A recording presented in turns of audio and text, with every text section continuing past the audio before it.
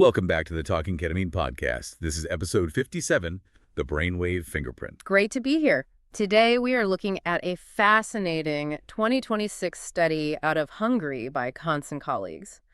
It is a story about the two halves of the ketamine molecule, the pharmaceutical industry's quest to engineer away the trip, and what the brain's electricity tells us about how we actually heal. And, if you are sitting there listening and wondering why certain mental health treatments completely change a person's life while others just, fall completely flat, you are really going to want to pay close attention to this one. Absolutely, because we are looking at the actual quantitative EEG charts from this 50-page Hungarian study. Right, and we're cross-referencing them with recent clinical trial data to answer a massive question. I mean, it honestly challenges the entire foundation of modern psychiatry. It really does. Does a medication actually need to profoundly alter your consciousness to structurally rewire your brain?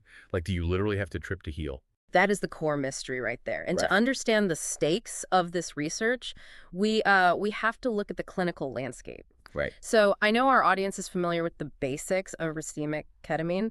The fact that the standard molecule is essentially a mixture of two mirror images, Yeah. like your left hand and your right hand. Okay, so the S enantiomer and the R enantiomer, the left and right hands. Exactly. But how the medical establishment uses those two hands right now is completely different. Because we currently rely heavily on just one of them, right? Yeah, the S-ketamine. Uh, Or esketamine. It is FDA approved for treatment-resistant depression, but the thing is, esketamine is highly potent, and it triggers intense psychotomimetic effects. psychotomimetic. Let's clarify that term for anyone who isn't reading clinical pharmacology papers every day, Right. It literally means mimicking the symptoms of psychosis. which sounds pretty scary to a lot of people. It does. We are talking about the classic trip here. Profound dissociation, sensory alterations, feeling completely detached from your physical body. When you take S-ketamine, you are going on a journey, You absolutely are. which traditional medicine has historically viewed as a massive problem. I mean, they hate that part. Oh, definitely. They literally label these altered states as adverse events or, side effects. They see the trip as this messy bug in the system that needs to be squashed. Yeah, they spent years searching for a purely biological intervention, like a totally sanitized treatment. And that is where they placed massive hopes on that other mirror image R-ketamine. Well, right hand, the supposed holy grail. Exactly. They really did. But, we need to be fair to the researchers and the pharma industry here. The pursuit of R-ketamine wasn't just driven by some puritanical fear of altered states. Well, maybe a little bit. Maybe a little. But there was a very practical, logistical motivation, too, democratizing access. So. Well, if a patient experiences intense psychotomimetic effects, they require hours of clinical supervision. They have to be monitored in a clinic, their blood pressure tracked. They obviously can't drive home afterward. Right, you can't just take it and pop over to the grocery store. No, you definitely can't. And that makes the esketamine treatment incredibly expensive and difficult to scale. That makes perfect sense. So they wanted a medication a patient could just pick up at the pharmacy and take it home on the couch without needing a chaperone. That was the dream. They wanted an elusive silver bullet. And preclinical models initially suggested that R-ketamine might actually deliver the antidepressant biological healing without the profound mind-altering turbulence. A simple, accessible pill. But I have to push back on this a bit. Because traditional medicine is so inherently terrified of altered states, how could researchers possibly prove whether the trip was just a bug to be fixed or if it was the actual feature doing the healing? Well, that is exactly what the Hungarian researchers set out to answer. And the problem is, you can't just ask a lab rat if it felt profoundly detached from its ego, right? Right. Excuse me, Mr. Rat. Did you dissolve into the universe today? Exactly. You cannot quantify a hallucination through observation alone. So how do you actually measure the biological footprint of a trip? Okay, so what did they do? That is the genius of Koncz and his team. They had to look under the hood at the brain's actual electrical signatures. They used quantitative EEG, or qEEG, surgically implanting these tiny telemetry devices onto the skulls of the rats. Like little data backpacks. Basically, yeah. And this allowed them to continuously monitor the exact frequencies of electrical activity in the animals' brains over a 5-hour window after giving them the different molecules. So we are literally reading the brain's electrical state transitions in real time. In real time, yes. And to understand what they found in those 5 hours, we need to talk about the mechanisms behind two very specific types of brain Let's waves. do it. Keep it accessible for us. I will. Let's start with delta waves. These are slow, deep, high-amplitude waves. Just slow ones. Right. They're associated with non-REM sleep. It represents a calm brain, a state of deep physical repair. And this is where the actual rewiring happens. Yes, this is where synaptic plasticity occurs. Let's define that mechanically because people throw that term around a lot. What is actually happening during synaptic plasticity? It is the physical remodeling of the brain. It is the process of pruning away rigid, outdated neural connections and actively synthesizing new proteins to build fresh synapses. If you want to cure treatment-resistant depression, you need synaptic plasticity. You need the hardware to rewire itself. Exactly. And that rewiring primarily happens during that deep, slow delta wave sleep. Got it. Delta is the repair mode. So what is the other wave? Gamma waves. These are incredibly fast, high-frequency oscillations. Like how fast are we talking? Very fast. From a mechanical standpoint, a gamma wave represents millions of neurons firing in highly synchronized rapid bursts. We call this a state of extreme cortical excitability. The brain is intensely stimulated, aggressively processing information, and just burning through massive amounts of cellular energy. And in the context of esketamine, these massive explosions of gamma activity correlate directly with the trip, right? Precisely. When you see a massive gamma spike, the subject is entirely unmoored from their baseline reality. That is the biological signature of the altered state. Okay, I want to introduce a metaphor here to help you, the listener, visualize this, because it's not just a random electrical surge. Oh, I love analogies. Go for it. Think of your brain like a radio dial. Delta waves are like a calm, smooth jazz station. Low, slow, restorative. Perfect. But gamma waves, that is like twisting the dial straight to this intense, buzzing electric frequency. Pure static and high energy. That is a great way to frame it. So now that we understand the radio dials, what actually happens to those dials when esketamine, the version with the trip, enters the brain? Okay, so the researchers observed a highly choreographed sequence of biological events that they termed the gamma-delta shift. The shift. Yes, let's walk through the timeline. At minute 0, they administer the S-ketamine to the rat. Almost immediately, the animal's sleep-wake architecture completely violently changes. Yes, both REM and non-REM sleep plummet to 0. The brain is forced into a profoundly aroused, wakeful state. Which perfectly mirrors the human experience in a clinic. Yeah. You don't just fall asleep when the ketamine hits. You are suddenly thrust into this highly alert, vivid, altered reality. Exactly. And at that exact moment, those fast gamma waves, your buzzing radio static, absolutely explode. So the dial is cranked all the way up. All the way up. The researchers saw a massive dose-dependent spike in gamma power. If they gave a standard dose, this highly active electrical storm raged continuously for the first hour or two. Wow, just non-stop high-frequency firing. Non-stop. The rats exhibited hyperlocomotion, moving rapidly, completely detached from their normal behavioral baseline. The neurons are firing at an incredible rate. But wait, you said the healing happens during the slow delta waves, not the fast gamma waves. So how does this help? That is the magic of what happens next. You see, the actual growth doesn't happen during the sprint. Okay, I have another analogy for this. Lay it on me. Think of this process like a controlled forest fire. The intense gamma storm, the esketamine trip, is the fire. It comes in hot and chaotic and clears out all the dead, rigid brush in the neural networks. You are intentionally stressing the system. That is a brilliant way to frame it. Right. But you don't actually grow the new trees while the fire is burning. No, you absolutely don't. The actual structural remodeling doesn't happen during the fire. It happens during the mandatory recovery afterward. Which brings us to the second half of that 5-hour qEEG window.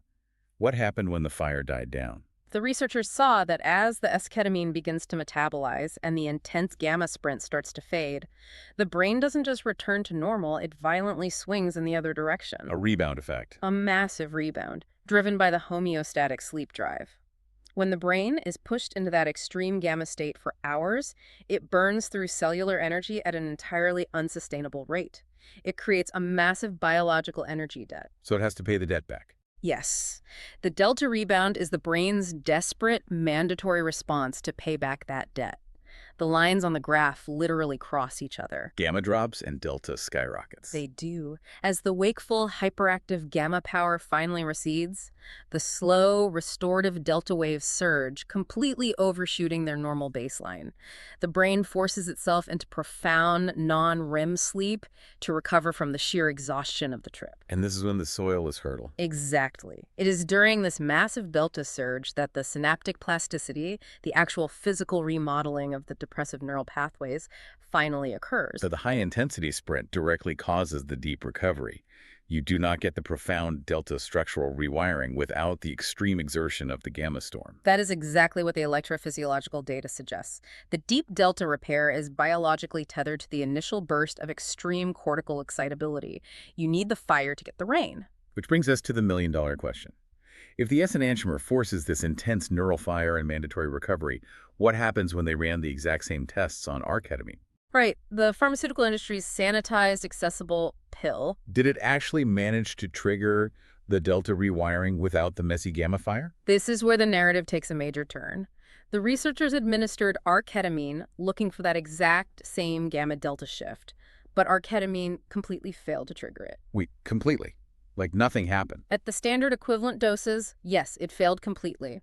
They started at 7.5 and 15 milligrams per kilogram.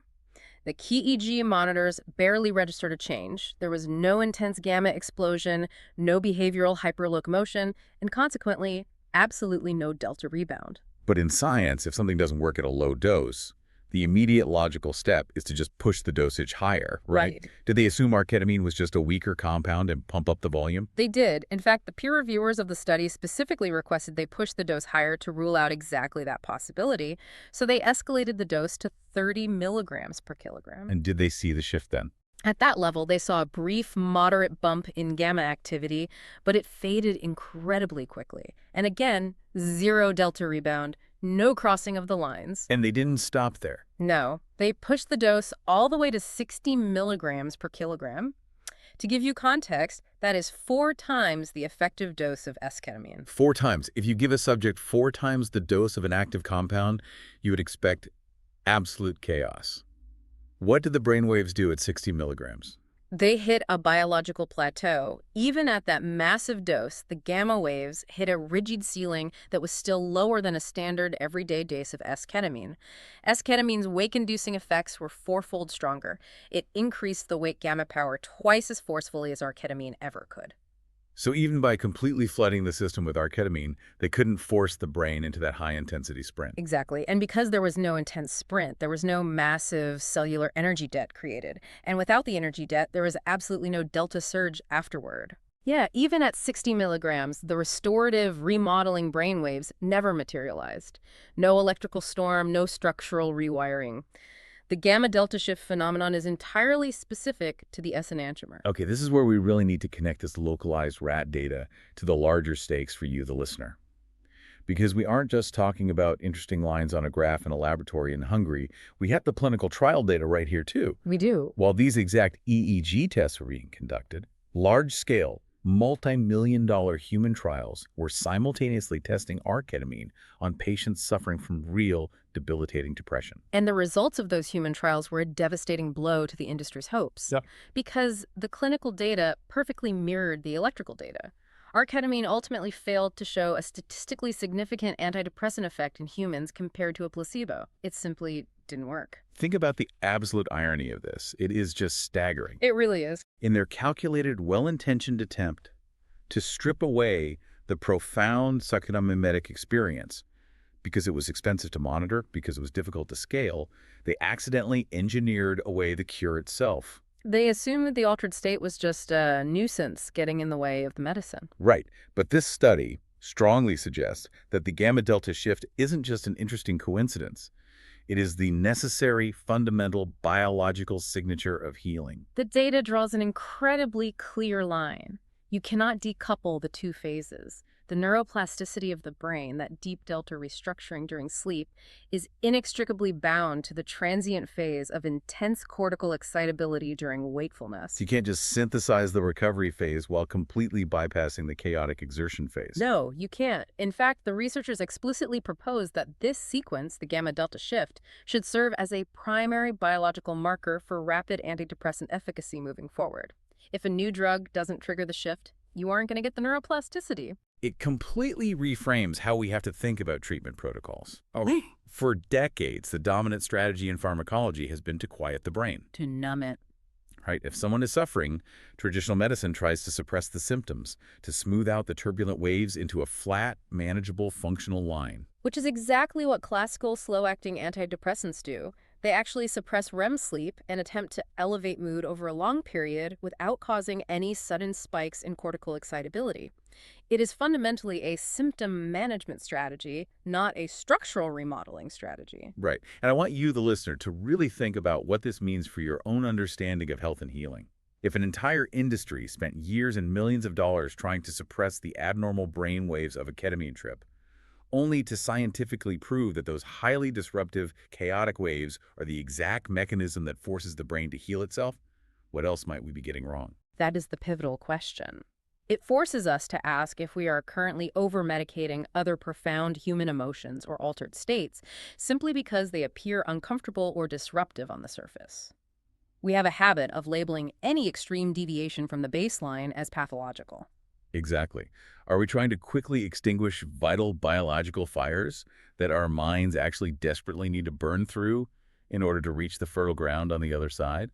Sometimes the turbulence isn't the obstacle to the healing. The turbulence is the required toll you have to pay to get there. It is a paradigm-shifting way to look at the nervous system. We shouldn't romanticize suffering, obviously, but we have to respect the physiological reality that intense disruption is often the mandatory prerequisite for meaningful reorganization. You can't skip the sprint and expect the growth. So removing the trip completely removed the antidepressant effect. It sounds like the journey is actually a necessary part of the cure. Exactly. The gamma delta shift isn't just a side effect for pharma to engineer away, it's the electrical signature of the brain actively rewiring. Yeah. You can't separate the profound experience from the physical healing. I love that. The altered state isn't a bug, it's a feature. Thanks for listening to the Talking Ketamine podcast. We'll catch you on the next one.